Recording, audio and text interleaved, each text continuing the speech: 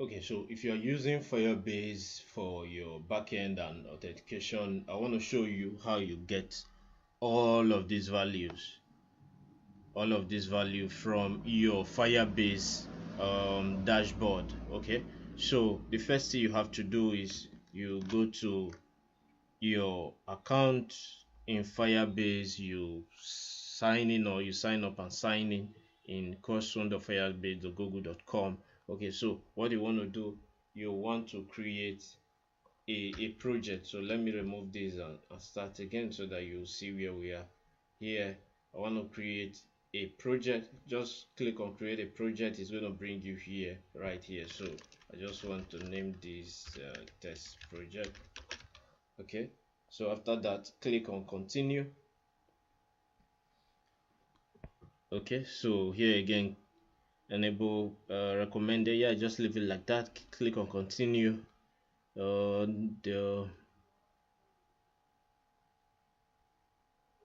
Click on continue. Okay, choose a account for Google Analytics default. Continue. Okay, so you just wait. It's creating your project. Okay, so it's ready. Click on continue again. So it's going to route you down to this. Okay, it's going to show up like this. So this is going to be how the interface will look like. So what you want to do, you want to add an app from here.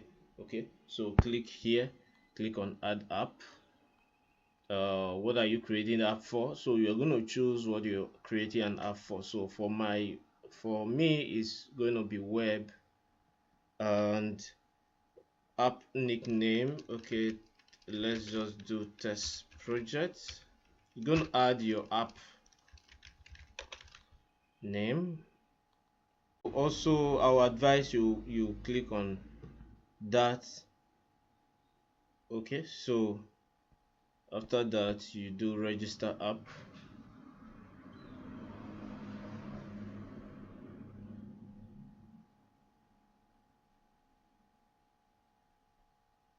Awesome, so it's going to bring you here. So once you create a web app, it's going to show up. So let me close here so that you can have a look. So this is the web app that's been created. Okay, so this is the app ID, so take note. So these are the information we need, so take note of them. So we are going to copy them one after the other and place them in our project. All right, so here you could see the app API key, so just copy the values. Okay, so you could paste those values here. So go back, copy the others just like that.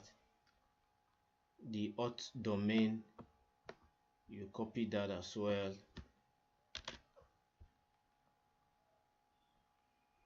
Go back, auth domain, so you paste that here.